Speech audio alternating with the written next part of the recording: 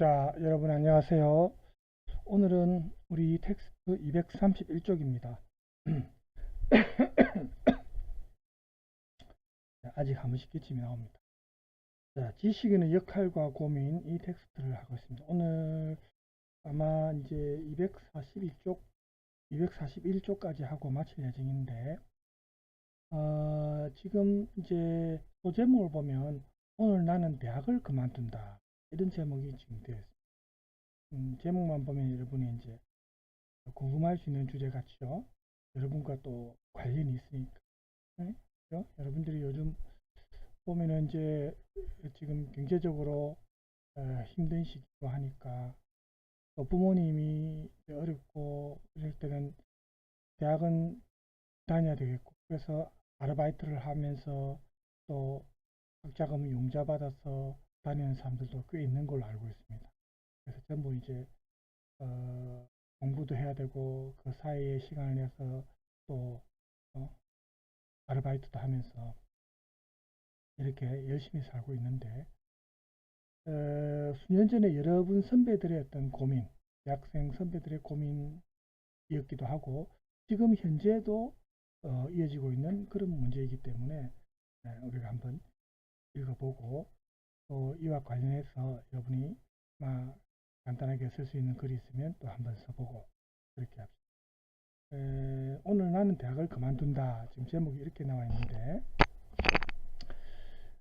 이제 여기 글 쓴 사람은 G세대. 우리가 요즘 세대별로 여러분은 MZ세대라지만 뭐 이름이 많이 있습니다. 그죠? 그래서 이 세대가 이제 빛나거나 88만원 세대로 빛내거나 보세요. 요 빛은 우리 빛난다. 햇빛이 빛난다 할 때 그 빛자고 그 다음에 요 빛은 알지요? 부채의 의미의 빛입니다. 그래서 이 양극화 틈새에서 불안한 줄타기를 하는 20대 그저 무언가 잘못된 것 같지만 어쩔 수 없다는 불안과 좌절감에 앞만 보고 달려야 하는 20대 응? 여러분하고 비슷합니까? 불안과 좌절감 속에서 앞만 보고 달려야 그냥 가만히 있으면 왠지 불안한 그죠? 그 20대의 한가운데서 다른 길은 이것밖에 없다는 마지막 남은 믿음으로 이제 나의 이야기를 시작하겠다. 지금 이 글을 쓴 학생은 2010년도에 고려대학교 경영학과를 자퇴한 김예슬이라는 학생의 글입니다. 계속해서 읽어보겠습니다. 이것은 나의 이야기지만 나만의 이야기는 아닐 것이다. 나는 25년 동안 경주마처럼 길고 긴 트랙을 질주해왔다. 우수한 경주마로 함께 트랙을 질주하는 무수한 친구들을 제치고 넘어뜨린 것을 기뻐하면서 나를 앞질러 달려가는 친구들 때문에 불안해하면서 그렇게 소위 명문대 입학이라는 첫 관문을 통과했다.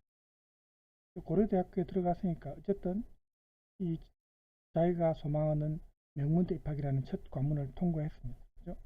그럼 여기서 끝이 아니죠. 그런데 이상하다.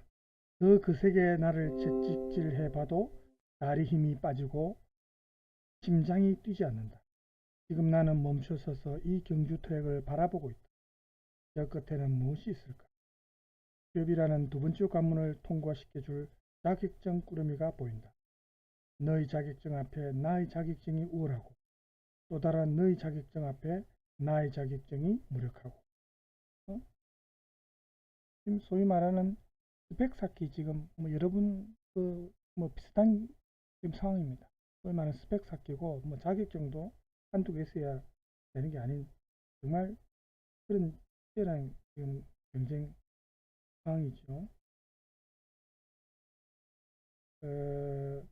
그래 하여 새로운 자격증을 향한 경쟁 질주가 다시 시작될 것이다. 이제서야 나는 알아차. 이렇게 앞만 보고 계속 달려왔는데 이제서야 이 화자는 뭘 알아차렸을까요? 내가 달리고 있는 곳이 끝이 없는 트랙임을 그걸 알아찼더라. 끝이 없다는 겁니다. 앞서간다 해도 영원히 초원으로는 도달할 수 없는 트랙임을. 이제 나의 적들의 이야기를 시작하겠다. 이 또한 나의 적이지만 나만의 적은 아닐 것이다. 이름만 남은 자격증 장사 브로커가 된 대학. 대학을 이렇게 지금 자기는 느낀 겁니다. 들어와 보니 대학이 소위 말하는 자기가 생각했던 그런 강화탑으로서의 역할을 하는 대학이 아니고 자격증 장사 브로커다. 이렇게 지금 비판을 했습니다. 그것이 이 시대 대학의 진실임을 마주하고 있다. 대학은 글로벌 자본과 대기업에 가장 효율적으로 부품을 공급하는 하청업체가 되어 내 이마에 바코드를 새긴다. 국가는 다시 대학의 하청업체가 되어 의무교육이라는 이름으로 12년간 규격화된 인간 제품을 만들어 올려보낸다. 기업은 더 비싼 가격표를 가진 자만이 피라미드 위쪽에 접근할 수 있도록 온갖 새로운 자격증을 요구한다. 이 변화 빠른 시대에 10년을 채 써먹을 수 없어 낡아 버려지는 우리들은 또 대학원에 혹은 유학길에 전문과정에 돌입한다. 고비용 저수익에 악순환은 영영 끝나지 않는다. 세계를 무대로 너희 능력만큼 자유하리라. 는 세계화, 민주화, 개인화에 넘치는 자유의 시대는 곧 자격증의 시대가 되어버린다. 졸업장도 없는 인생이 무엇을 할 수 있는가? 자격증도 없는 인생이 무엇을 할 수 있는가? 학습된 두려움과 불안은 다시 우리를 그 앞에 무릎 꿇린다. 생각할 틈도 돌아볼 틈도 주지 않겠다는 듯이 또 다른 거짓 희망이 날아든다. 그죠? 자기가 원하는 자격증을 따고 공부를 마치면은 그걸로 끝이 아니고 또 다른 희망을 갖고 또 합니다. 불안하니까. 요즘에는 또 취업이 되어도 그걸로 끝이 아니대요. 보니까 여러분. 취업이 되어도 거기에 또 만족하지 못하고 특히 여러분 세대는 이직을 많이 해요. 우리 회사 중에 일부 몇몇 기업을 제외하고는 기업 환경 자체가 또 너무 사람을 혹사시키니까 특히 대기업 여러분들이 보통 대기업을 많이 선망하는데 제 남동생도 8, 9학번이고 대기업 지금 LG, LCD에서 이사까지 올라갔습니다. 부산대학교 8, 9학번인데 지방대학 출신으로는 상당히 높은 올라갔죠. 지금 이제 뭐 50대 이제 저보다 3살 차인데 제 3살 아래인데 50대 이제 중반이 돼 가지만 결혼을 늦게 해서 아직 애들도 어려요. 이제 중학생 둘이 있습니다. 근데 이제 조금 있으면 나와야 될 그런 불안한 상황, 회사 상황에 따라서 승진한다고 마냥 좋아할 것도 아니더라고요. 그죠? 더 이상 올라갈 수 없는 그까지 올라가면 이제는 나와야 될 그런 시점이라네요. 벌써. 그래서 지금 뭐 50대 이제 중반인데 좀 어쩌면 지금 나와야 되는 그런 상황이에요. 그러니까 치열하게 경쟁해서 졸업해가지고 회사 들어가면 또 얼마 못 버티고 그렇게 오래 못하고 또 나와야 되는 그렇게 해서 망했던 대기업이 그렇습니다. 그러니까 여러분들이 너무 대기업 이렇게 목표를 그렇게 설정할 필요는 없어요. 대기업이 월급을 많이 주는 대신에 그만큼 사람을 혹사시키고 또 오랫동안 근무할 수 없는 그런 환경. 차라리 중소기업이 기업 환경만 좋다면은 막 제대로 된 대우를 한다면은 대기업 아니더라도 중소기업도 할 수 있고 또 무슨 꼭 기업에만 우리가 취업해야 되는 거 아니지 않습니까? 요즘 다양한 직업군이 있는데 그리고 앞으로 사실은 AI 인공지능 시대에는 없어질 직종이 많습니다. 그래서 여러분들이 공부할 때 무조건 공부할 게 아니고 앞으로 장차 없어질 직종 이런 쪽은 공부하면 헛수고가 될 수도 있습니다. 그렇죠? 그런 것도 사실은 생각하고 공부를 해야 되죠. 무조건 열심히 하고 앞만 보고 달려간다고 성공할 수 있는 그런 이제 현재는 아닙니다. 왜냐하면 뭐든지 너무너무 급변하는 그런 우리가 글로벌 시대에 지금 살고 있으니까 그렇죠. 그래서 우리가 그 짧은 인생에서 우리가 뭐 일만 하다가 죽을 것도 아닌데 그죠? 여러분들이 조금 물론 마음은 불안하겠지만 그래도 어쨌든 여유를 가지고 그죠? 그렇게 이제 삶을 대하는 그런 자세 어쨌든 여유를 가져야 됩니다. 그런 마음이 들 정도로 실제 여유가 없다 하더라도 마음만이라도 그렇게 해서, 그죠? 건강을 해치면은 모든 걸 잃는 거거든요. 자, 계속해서 봅시다. 그래서 이 학생이 지금 자퇴하면서 이제 그 고려대학교 경영학과의 김예슬 학생이 올린 글인데, 여기에 대한 또 다른 답변의 글도 있습니다. 다른 대학에. 일단 이 글을 남은 부분을 마저 읽어봅시다. 교육이 문제다. 여기 나오죠. 대학이 문제다. 고 말하는 생각 있는 이들조차 우리에게 이렇게 말한다. 성공해서 세상을 바꾸는 룰러가 되어라. 너가 하고 싶은 것을 해라. 나는 너를 응원한다. 너희의 권리를 주장해라. 짱돌이라도 들고 나서. 그리고 칼날처럼 덧붙여지는 한 줄. 그래도 대학은 나와야지. 끝에 이 말을 또 해요. 실컷 좋은 말 해놔놓고 그래도 대학은 나와야지. 이렇게 해버리면 안 되죠. 그 결과가 무엇인지는 모두가 알고 있으면서도 큰 배움도 큰 물음도 없는 대학 없는 대학에서 나는 누구인지, 왜 사는지, 무엇이 진리인지 물을 수가 없었다. 우정도 낭만도 사제간의 믿음도 찾을 수 없었다. 가장 순수한 시절 불의에 대한 저항도 꿈꿀 수 없었다. 저는 이제 저번에도 얘기했지만 586 세대인데 제가 다닐 때만 해도 그래도 어떤 뭐 사제 간의 믿음이랄까 이런 것도 그나마 좀 있었고 대학에서의 낭만이랄까 이런 것도 조금 남아 있었던 시기입니다. 지금은 이런 게 찾아보기 힘든 그런 캠퍼스가 되어버렸어요. 그죠?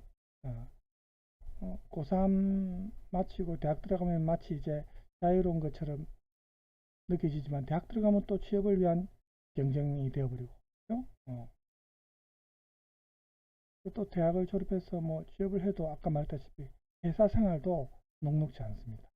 그러니까 뭐든지 그 어떤 장애물을 넘었으면 그걸로 끝이 아니고 계속 또 다른 장애물, 넘어야 할 또 다른 어떤 바리케이드가 또 있고, 그게 인생입니다. 특히 우리 사회에서는 너무나도 이 좁은 땅덩어리에 인구 밀도는 높고 얼마나 치열한 경제 상황입니까?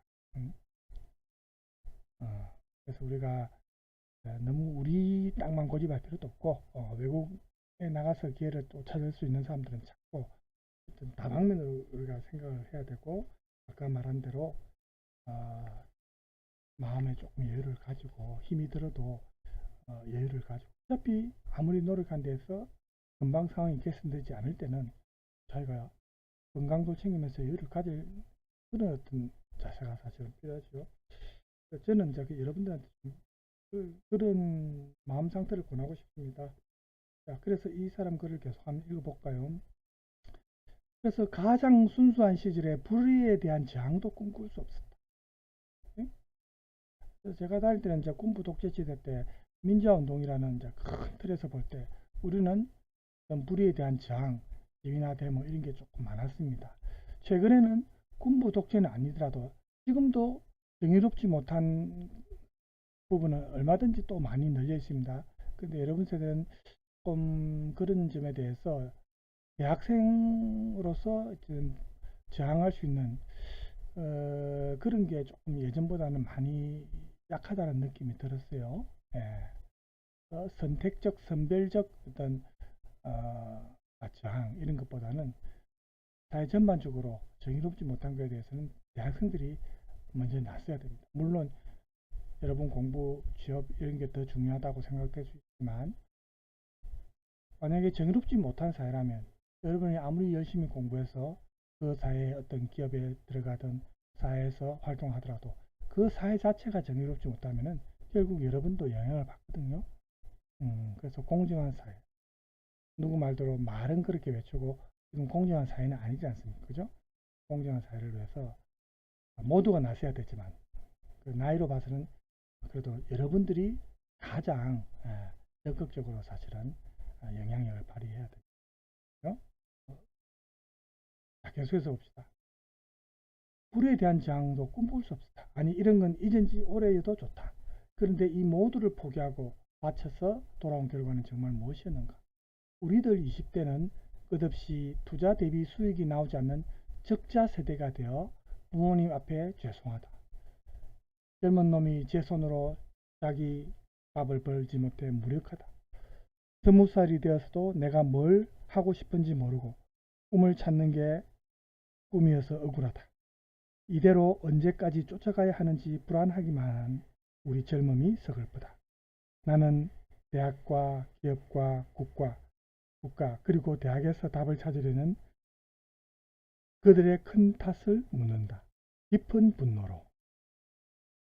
그러나 동시에 그들의 유지자가 되었던 내 작은 탓을 묻는다. 나 자신에게도 책임을 묻는다는 거죠. 깊은 슬픔으로. 공부만 잘하면 모든 것을 용서받고 경쟁에서 이기는 능력만을 키우며 나를 값비싼 상품으로 가공해온 내가 체제를 떠받치고 있었음을 고백할 수밖에 없다. 지금 자기 반성입니다. 자기 성찰입니다. 이 시대의 가장 위약한 것 중에 하나가 졸업장 인생인 나 자신임을 고백할 수밖에 없다. 그리하여 오늘 나는 대학을 그만둔다. 아니, 거부한다. 더 많이 쌓기만 하다가, 스펙 받는 것을 우리가 생각할 수 있겠죠. 더 많이 쌓기만 하다가 내 삶이 한 번 다 뽑히지도 못하고 시들어버리기 전에 대학을 그만둔다는 거죠. 쓸모있는 상품으로 간택되지 않고 쓸모없는 인간의 길을 선택하기 위해 이제 나에게는 이것들을 가질 자유보다는 이것들로부터의 자유가 더 필요하다. 자유의 대가로 나는 길을 잃을 것이고 도전에 부딪힐 것이고 상처받을 것이다. 그러나 그것만이 삶이기에 삶의 목적인 삶 그 자체를 지금 바로 살기 위해 나는 탈주하고 저항하련다. 생각한 대로 말하고 말한 대로 행동하고 행동한 대로 살아내겠다는 용기를 내련다. 학비 마련을 위해 고된 노동을 하고 계신 부모님이 눈앞을 가린다.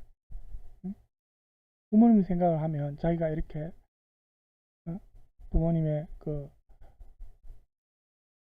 그야말로 등골을 빼먹듯이 해서 그 학비로 돈을 다니는 게 죄스러운 마음이 아마 있었겠죠. 그죠? 죄송합니다. 이때를 잃어버리면 평생 나를 찾지 못하고 살 것만 같습니다. 많은 말들을 눈물로 삼키며 봄이 오는 하늘을 향해 깊고 크게 숨을 쉰다. 이제 대학과 자본의 이 거대한 탑에서 내 못의 돌멩이 하나가 빠진다. 탑은 끄떡 없을 것이다. 뭐 자기 하나 자퇴한다고 해서 대학이 뭐 무너지는 건 아니다 이 말. 계속 유지되고 계속 흘러가겠죠. 대학생활은. 그렇죠? 그러나 작지만 균열은 시작되었다. 자기를 시작으로 자기뿐만 아니라 점점 자기와 같은 생각을 하는 학생들이 나타날 거다는 거죠. 작지만 균열은 시작되었다. 동시에 대학을 버리고 진정한 대학생의 첫 발을 내딛는 한 인간이 태어난다. 이제 내가 거부한 것들과의 다음 싸움을 앞에 두고 나는 말한다. 그래, 누가 더 강한지는 두고 볼 일이다. 2010년에 김예슬 학생이 고려대학교 경영학과를 자퇴하면서 일종의 고백하는 아마 대자보 형식으로 글을 썼을 수도 있어요. 자, 여러분 이 글을 읽으면서 어떤 느낌을 받았는지는 모르겠어요. 다양한 생각들이 있겠죠. 여러분 어떤 학생들은 힘들게 공부해가 고려대학교 들어갔는데 이렇게 자퇴를 하는 게 안타깝다는 생각이 들 것이고 또 어떤 학생은 그래 맞아 자기가 원하는 자기 삶을 살기 위해서 뭐 학벌 이런데 자기가 그게 눈치 안 보고 당당하게 힘든 인생도 자기가 받아들이면서 당당하게 살겠다는 그런 나는 지지한다 뭐 이런 학생도 있을 거고 그죠? 그래서 우리가 학습 빌라잡에 보면 이렇게 세 가지 질문이 있는데 하나를 먼저 봅시다. 오늘 나는 대학을 그만둔다 라는 글에서 필자가 왜 대학을 그만뒀는지 아니 왜 그만두지 않으면 안 되었는지 생각해보자. 이게 이제 여러분들이 방금 이 글을 읽고 나서 여러분들 개인적으로 생각되는 느낌을 한번 적어보라는 거예요. 그 다음에 두 번째는 신자유주의가 한국의 대학 교육에 끼친 영향을 생각해요. 세 번째는 성공해서 세상을 바꾸는 룰러가 되어라. 성공한 사람들이 성공을 꿈꾸는 사람들에게 늘 하는 이야기다. 이 말이 의미하는 바를 비판적으로 생각해요. 이렇게 돼요. 이 세 가지 중에서 여러분이 뭐 어떤 주제에 대해서 관심이 큽니까? 1번은 모두에게 적용될 수 있는 주제죠. 오늘 나는 대학을 그만둔다라는 글에서 필자가 왜 대학을 그만두었는지, 김예슬양이 왜 대학을 그만두는지, 아니 왜 그만두지 않으면 안 되는지 생각해보자. 자, 일단 이번에는 지금 앞에 과제 3개가 제가 아마 3개를 과제를 냈었죠. 과제 3까지 냈기 때문에 뭐 분량은 안 많다 하더라도 이 과제는 일단 생략하겠습니다. 여러분이 한번 생각을 해보십시오. 자, 여기에 대한 답변 형식의 글이 있습니다. 그래서 답변 형식의 글은 아닙니다. 그건 뒤에 나오고 이건 다른 주제입니다. 김예슬양의 글에 대한 답변 형식의 글은 뒤에 나옵니다. 뒤에 제가 읽어보기로 하고, 그러면 지금 이 김예슬양의 이야기를 들어보더라도 우리 사회에서 소위 말하는 대학생이라는 이 지식인과 관련해서 그렇죠? 왜 지금 지식인이 문제인가라는 주제로 다뤄진 글인데, 경향신문에서 나온 민주화 20년 지식인의 죽음이라는 실린 글입니다. 거기에서 이제 나온 글인데 한번 읽어보겠습니다. 지식인은 신분적 특권이나 재산의 유무와는 관계없이 자신의 지식을 통해 스스로를 드러내고 힘을 행사한다. 그러니까 지식인이 부수의 힘은 문무할 때 무는 무보다 강하다. 예전에 그런 속담이 경가 있었듯이 지식인도 실제 총칼을 갖고 있지는 않지만 영향을 미칠 수 있죠. 힘을 행사한다는 겁니다. 지식인과 그 출신 배경이 반드시 직접적으로 연결될 필요는 없다. 지식인의 지식은 어느 정도 자율성을 지니고 있기 때문이다. 흔히 지식인의 자유로움에 대한 주장은 이런 점을 강조한다. 하지만 지식이 거저 얻어지는 것은 아니다. 독학으로 유명 지식인이 된 사람이 없지는 않지만 그건 쉬운 일이 아니다. 이건 사실 옛날 얘기입니다. 예전에 독학해서 지식인의 반열을 얻는 사람도 있지만 요즘에는 힘들죠. 독학해서 한다는 게. 많은 그 주변에 도움을 받을 수 있는 환경이 많이 있습니다. 자기가 노력을 했죠. 이런 지식을 통해서 힘을 행사하는 정도의 지식인이 되려면 요즘에는 교육기관에, 그것도 좀 권위 있는 교육기관에 소속돼 가지고 많은 학습 과정을, 오랫동안의 어떤 배우는 과정을 요즘에는 보통 거치죠. 그동안 지식의 습득만 이루어지는 것이 아니고 같이 배우는 사람끼리 유대관계도 맺고, 이게 이제 학벌이라는 거죠. 이런 학벌이 이런 친분을 바탕으로 만들어진 것인데, 지식인은 한편으로는 신분과 계급으로부터의 상대적인 자유로움, 또 독립적인 사고, 이런 걸 자랑하는데, 다른 한편으로는 자기 집단의 이익을 위해 결속을 해서 문화적인 동질성을 도모한다. 이렇게 말해요. 소위 말하는 자기 동문들끼리, 스카이 아니면 서울대 동문들끼리 뭉쳐. 물론 동문들끼리 뭐 서로를 하는 게 나쁜 건 아니지만, 이게 전 사회적으로 볼 때 배타적인 어떤 그 역할을 해가지고 자기 동문들끼리만 서로 도와주고, 자기 동문이 아닌 다른 학교 졸업생들에 대해서는 불이익을 주고, 또 다른 학교 졸업생이 더 능력이 뛰어나고 더 좋은 사람인데도 만약에 불이익을 주고, 예를 들어서 대학 교수를 뽑을 때도 마찬가지 아닙니까? 제가 학교에 있어봐서 아는데 그게 참 문제거든요. 교수들이 가장 배타적이고 가장 어찌 보면 부패한 집단입니다. 요즘 뭐 많이 바뀌고는 있지만 옛날에는 특히 심했어요. 정말 연구를 많이 하고 강의를 열심히 하고 강의 평가가 좋든지 아니면 연구 실적이 많든지 이런 사람이 교수가 되어야 되는데, 자기하고 친분 관계가 있고 아니면 자기 후배라든지 자기가 이제 교수 뽑아나면은 상대하기 편하고 자기가 편한 사람, 이런 사람을 교수로 뽑는다. 왜냐하면 교수는 교수들끼리 뽑으니까. 그 교수들끼리, 그 학과에. 이거는 정말 문제입니다. 예. 그래서 그러면 결국 그것은 이제 여러 번 학생들한테 불이익이 가거든요. 좀 더 뛰어난 교수가 들어와야 학생들한테 이익이 되고, 그죠? 그런데 그런 친분 관계나 어떤 학벌이나 지연이나 혈연 이런 걸로 해서 교수가 된 사람들은 자기가 그렇게 들어왔기 때문에 예?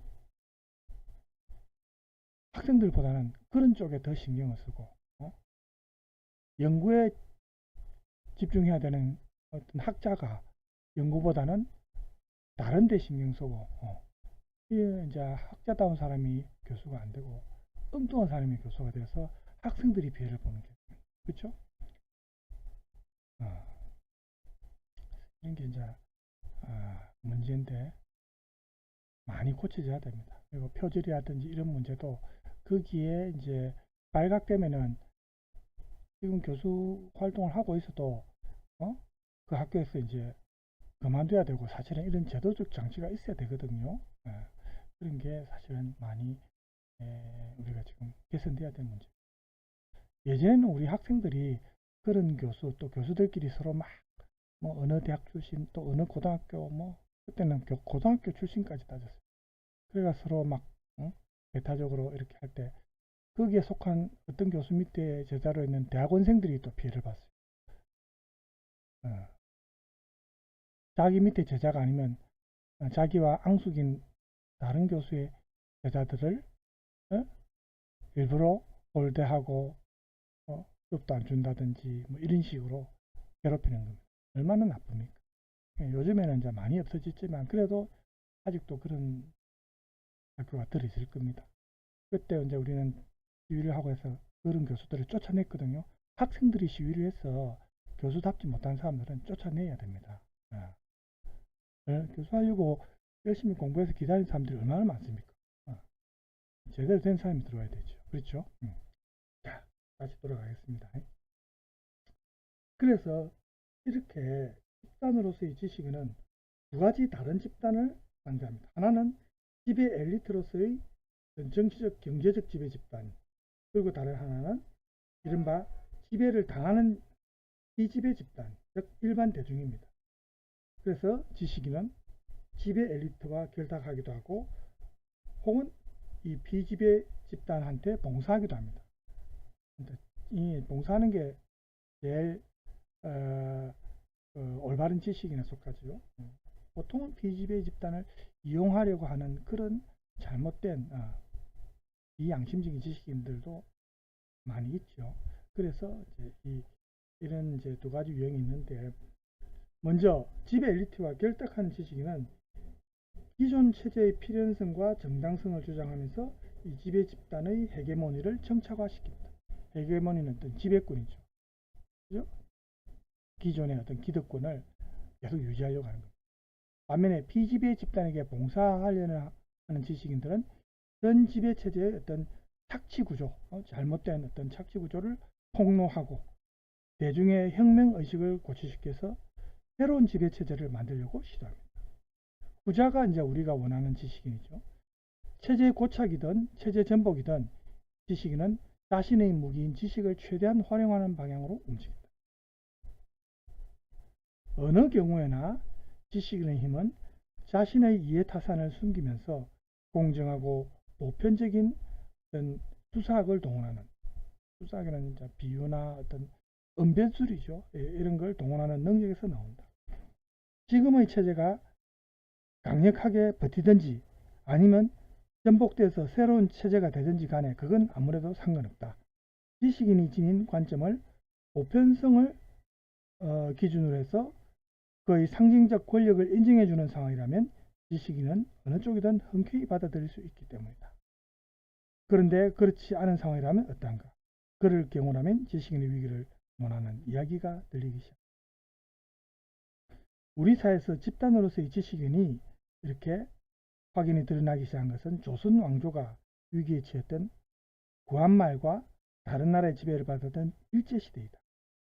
기존 신분제가 해체되고 새로운 권력 기반이 형성되는 상황에서 지식인은 그 당시에 위기에 대해서 진단하고 그 당시에 그런 질곡에서 벗어날 방향을 일반 대중에게 알려주면서 자신의 입지를 확고하게 했다.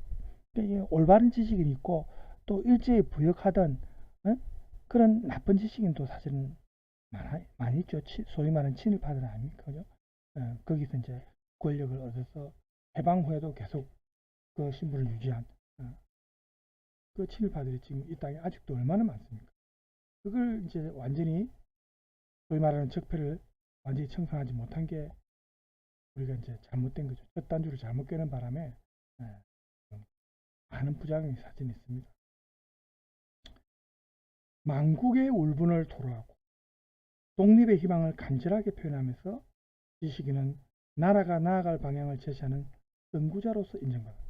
이런 지식인, 훌륭한 지식인도 있었죠. 그렇죠? 더구나 위기 상황 돌파의 유력한 방법으로 교육을 통한 체제 개선을 강하게 주장함으로써 지식인은 자신의 재생산 기반을 마련할 수 있습니다. 해방이 되자 그동안 민족 독립의 공통 분모 아래 억눌려 있던 지식인 집단의 다양한 노선이 본격적으로 드러나게 되었습니다. 이때부터 이제 진보와 보수 뭐 이런 쪽으로 노선이 드러납니다. 그 당시의 냉전 상황에 따라 좌우, 이제 우리 보통 좌파 우파라죠. 좌우의 극단적 대립을 보이면서 지식인은 양극화되었다. 이런 대립은 결국 한국전쟁으로 나타났고 휴전과 더불어 남쪽과 북쪽의 체제는 각각의 이데올로기를 섬기면서 서로 이질적인 이데올로기의 배제와 탄압에 집중했다. 우파의 반공 이데올로기, 이게 이제 지금의 보수죠.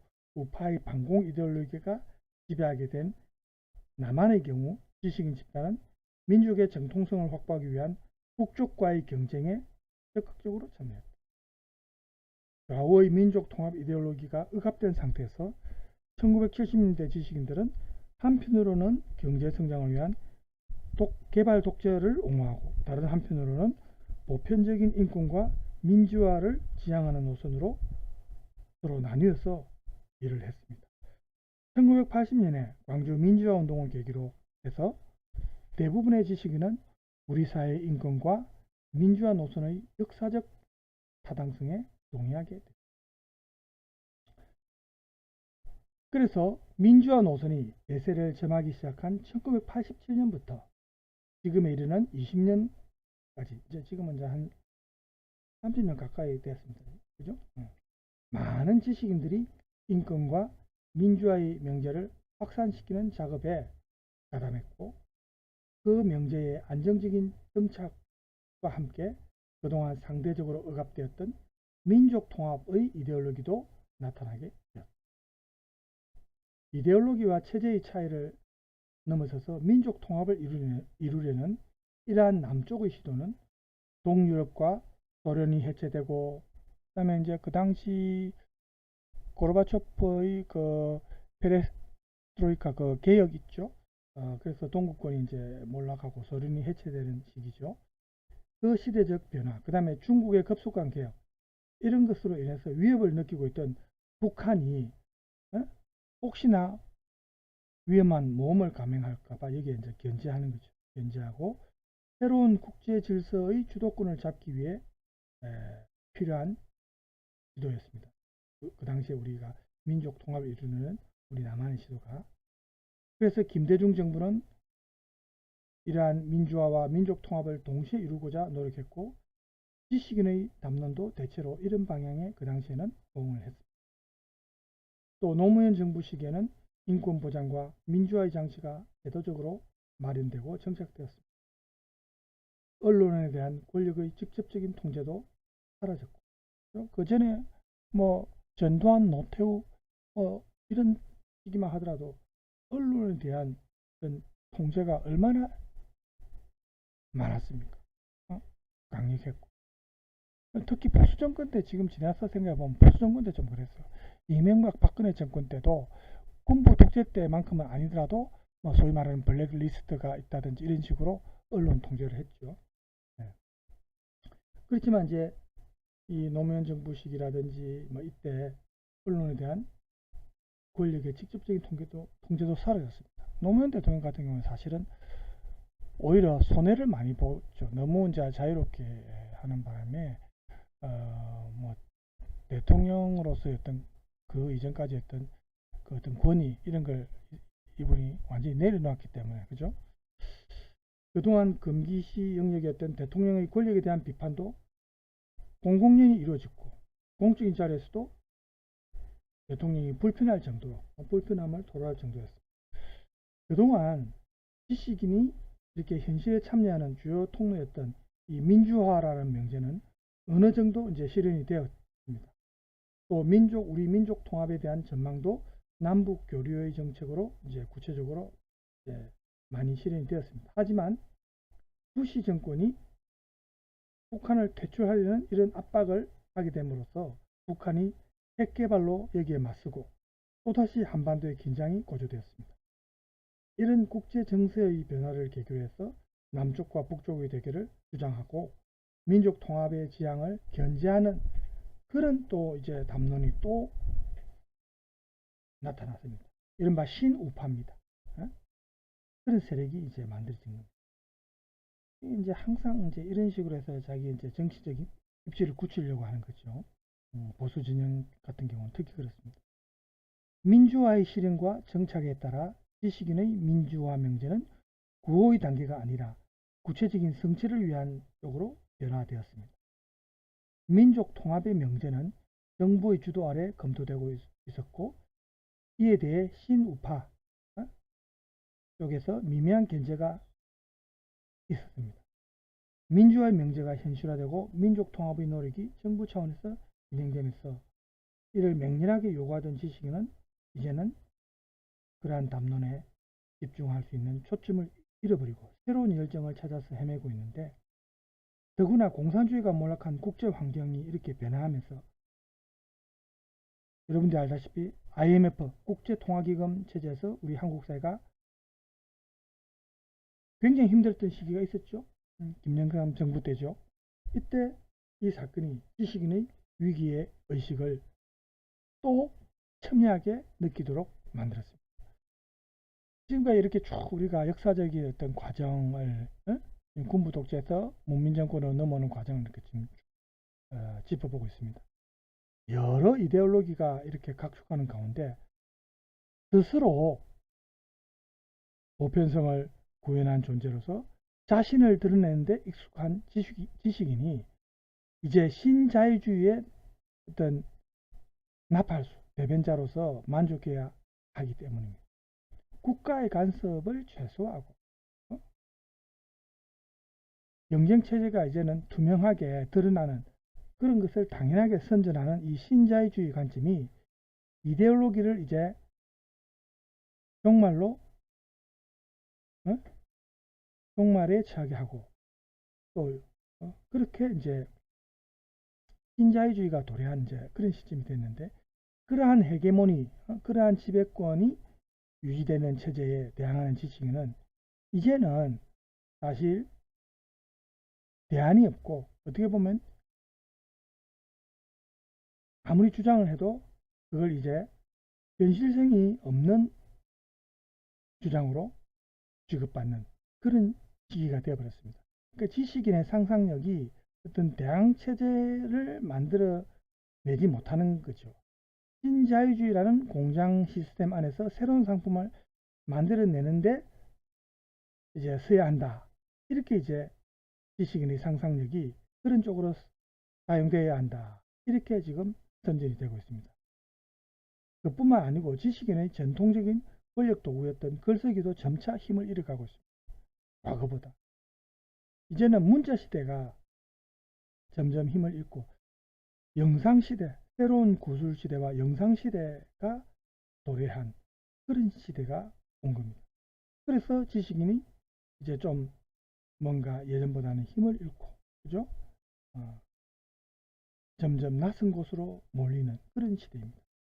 예전에는 그래서 명함도 못 내밀었던 그런 사람들이 과거 지식인의 독점 영역이었던 곳에 이제 들어서고 자기들이 신지식임을 주장합니다. 그래서 자신은 어쩔 수 없이 이제 구지식인으로 뒤로 물러나는 그런 상황이 되었습니다. 보편적인 지식인의 어떤 요새라고 볼 수 있는 대학도 많은 변화를 겪게 되는 거죠. 대학도 이제 수요와 공급의 법칙에서 그런 시장에서 살아남아야 하는 상황에 처하게 되면서 대학의 소위 말하는 지식인이 학자가 아니고 이제 상품을 파는 상인처럼 이렇게 변화하고 있다. 이렇게 지금 비판하고 있습니다. 이제 지식인은 시대의 방향을 이끄는 선구자가 아니라 문화 상품을 만들어내는, 그래서 만들어서 파는 셀러리맨 같은 그런 처지가 됐다. 이렇게 지금 경향신문 취재팀이 민주화 20년 지식인의 죽음이라는 요 글에서 표현을 했습니다. 지식인은 더 이상 자유롭고 독립적인 사고를 자랑하지 못하고 그들의 지식은 문화 콘텐츠 개발에 연관될 경우에만 의미를 갖는다.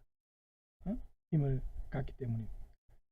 지식인들의 문화적 동질성도 더 이상 확보될 수가 없다. 공통점이 있다면 그것은 자신들의 기반인 글쓰기의 위상 변화에서 보이는 이 사람들의 당혹감, 예전보다 글쓰기에 대한 어떤 그 사람들이 생각하는 뭐라고 할까요? 영향력에 대해서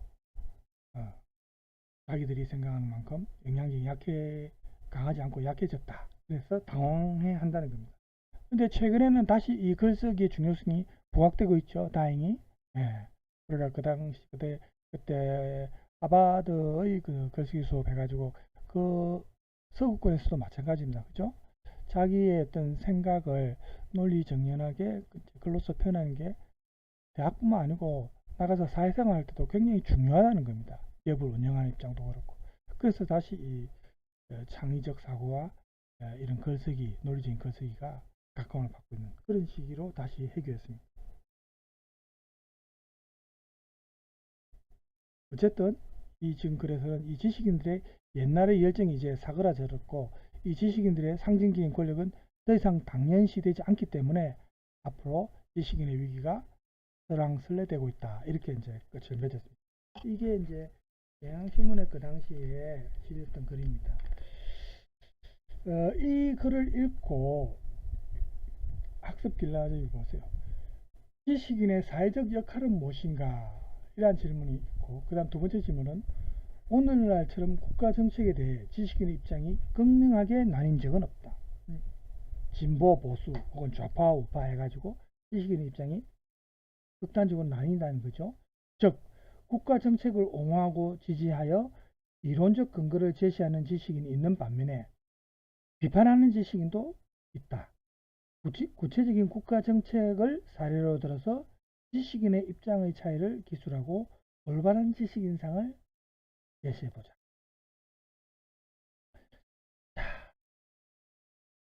여러분은 이 두 내용 중에서 어떤 내용에 대해서 과제로 제출하고 싶습니까? 네? 저는 2번을 선택하고 싶습니다. 왜냐하면 우리 사회와 관련된 그냥 지식인의 사회적 역할을 하면은 우리 사회뿐만 아니고 뭐 전 세계에 다 해당되는 이제 문제고 2번 같은 경우는 우리 사회에 지금 직접적으로 해당이 되는 질문이기 때문에 이게 이제 과제 4로 제가 13주차 끝날 때쯤에 제 메일로 제가 여기 기록합니다.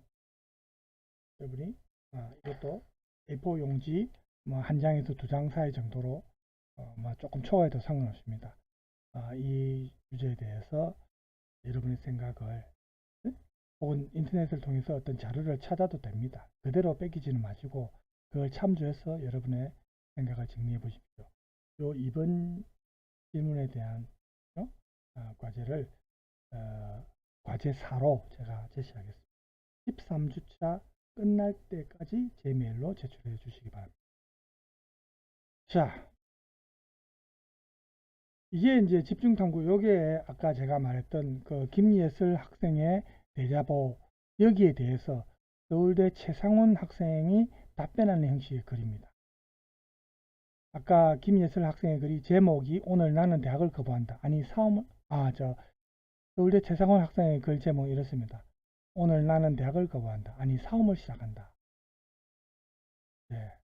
그러면 이 학생의 글도 한번 같이 봅시다. 이것은 나의 이야기지만 나만의 이야기는 아닐 것이다.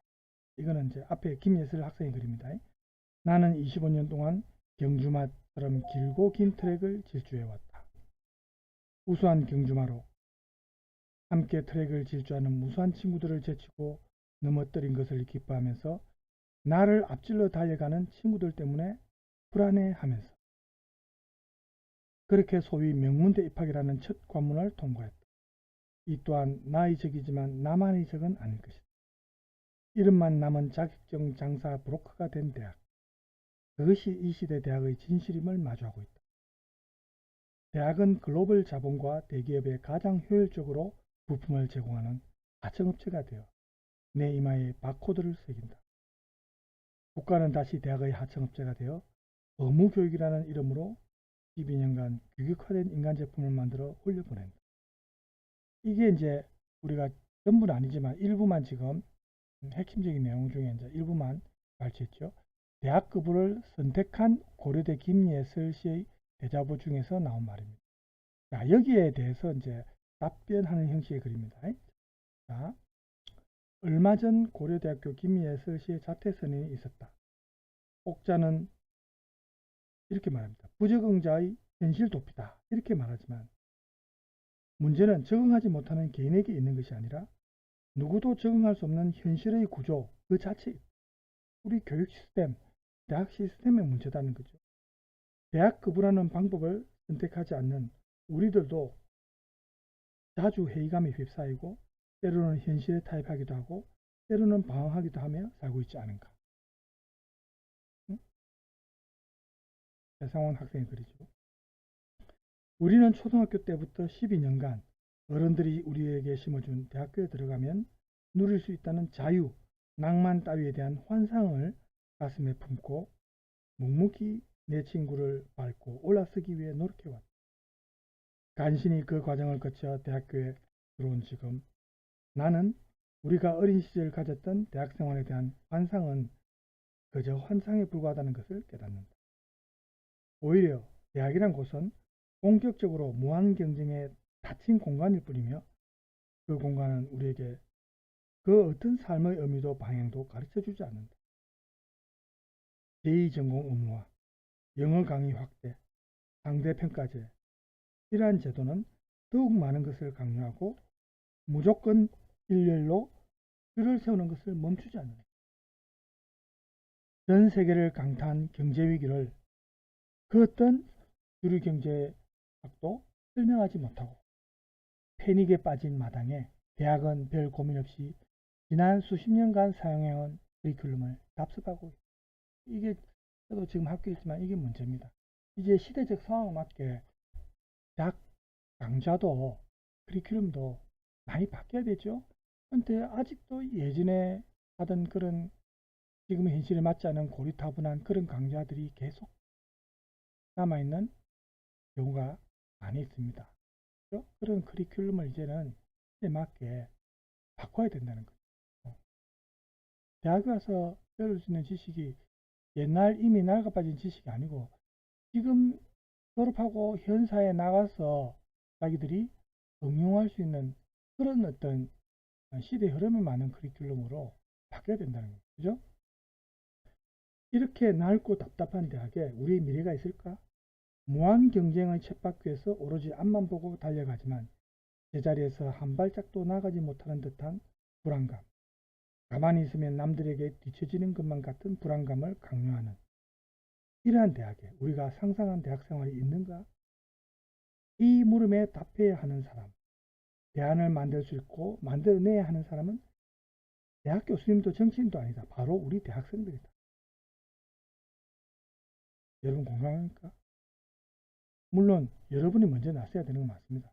그렇지만 결국 저도 학교에 몸담고 있지만 대학 교수님과 정치인들 책임이 사실 큽니다. 대학생들이 먼저 나서야 되는 건 맞고요. 거기에 바로 호응을 하면서 교수들과 정치인들이 나서야 되는 거예요. 우리의 삶을 그들에게 내맡길 수는 없다. 이에 나는 오늘 조용히 다짐을 해보려 합니다. 자발적 퇴교와는 조금 다른 방법으로, 그러면서도 지금의 대학을 거부하기로, 대학의 주인이 되어 대학의 변화를 주도하기 위한 싸움을 벌이죠.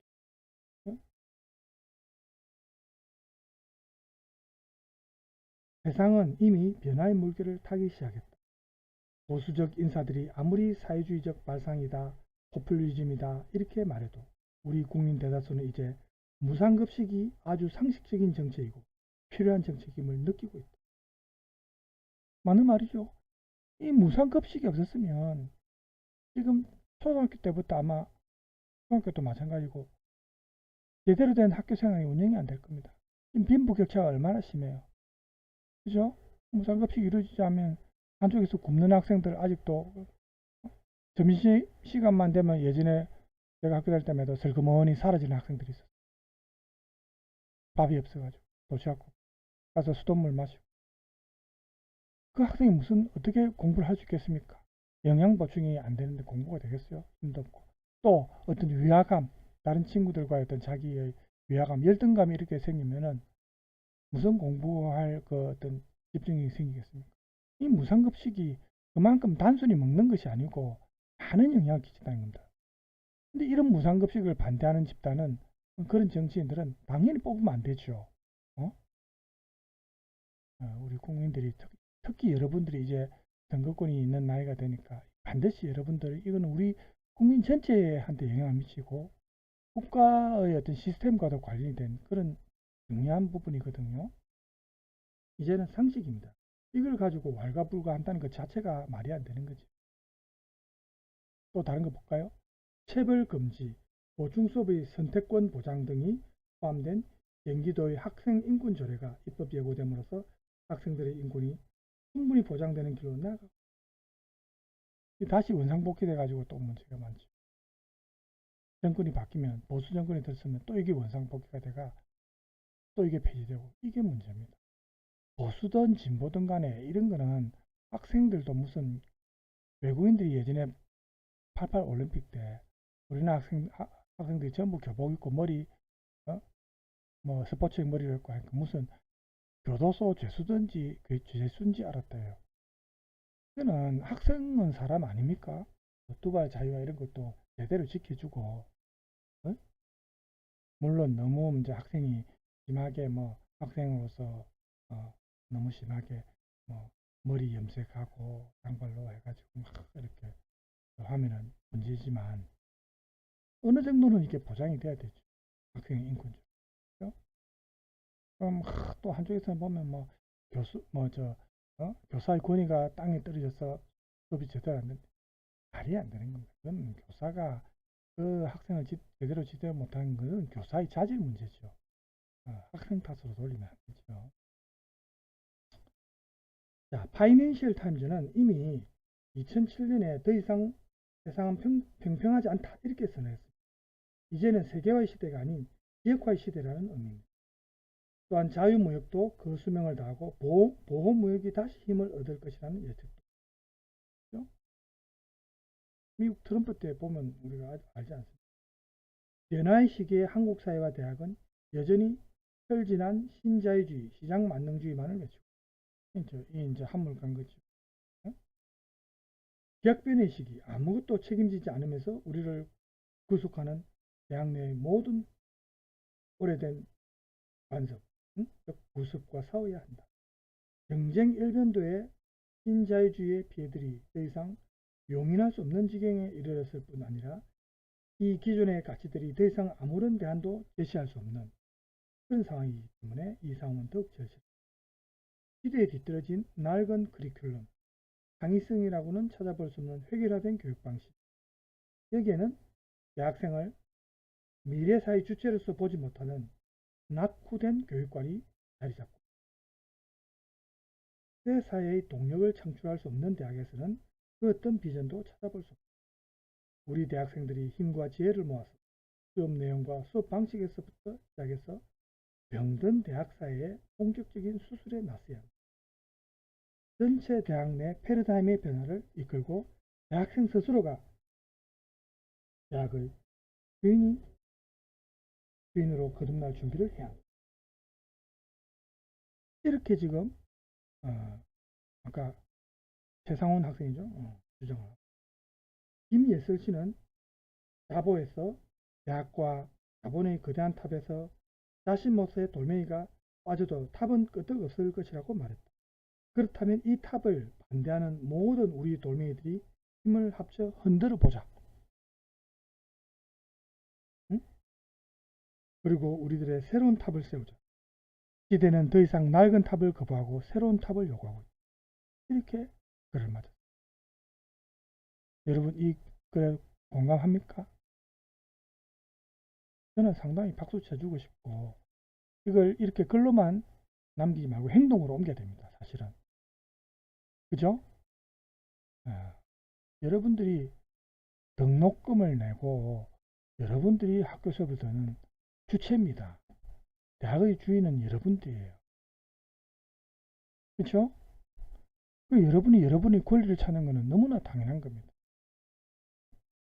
비싼 등록금을 받고 학교 시설을 제대로 안 갖추고 노후화되었다든지 예를 들어서 사립대 같은 경우에 그 대학의 이사진들이 자기들의 어떤 사적인 용도로 대학 등록금을 이용한다든지 사용한다든지 이런 게 만약에 밝혀지면 거기에 대해서 당연히 여러분들이 들고 일어나서 불의에 대해서 저항하고 비판해야 되죠. 잘못된 것은 고쳐야 되는 거예요. 그리고 사실은 이 학교라는 시스템이 예전처럼 어떤 교실에 갇혀서 공부하고 지식을 전수받는 이런 시기도 이건 굉장히 모든 세상이 지금 바뀌고 있는데 딱 바뀌지 않는 게 이 학교 교실에서 수업받는 거. 이번에 이제 수년 전부터 우리가 코로나라든지 이런 질병 때문에 온라인 수업을 많이 하게 됐지만 대면 수업과 비대면 수업은 각각 장점과 단점이 있습니다. 그렇죠? 물론 대면 수업이 필요한 실험 실습이라든지 대면에서 해야 되는 수업은 또 대면 수업을 해야 되겠죠. 그렇지 않고 비대면으로 수업을 할 수 있는 내용은 비대면 하는 게 훨씬 낫죠. 왜? 시간을 그만큼 절약하는 겁니다. 학교 가기 위해서 준비해 가지고 옷 갈아입고 대중교통 이용해서 그 이제 교통비도 한 번은 얼마 안 들지만 그게 한 달, 두 달, 뭐 1년 이렇게 계산해 보세요. 그 비용 돈이 제법 많이 들죠. 학교 가서 식사도 또 해야 되고 사 먹어야 되고. 그래서 비대면을 할 수 있는 거는 또 시간을 절약하면서 비대면 수업하고 그 어떤 특정한 시간에 특정한 장소에 모여라.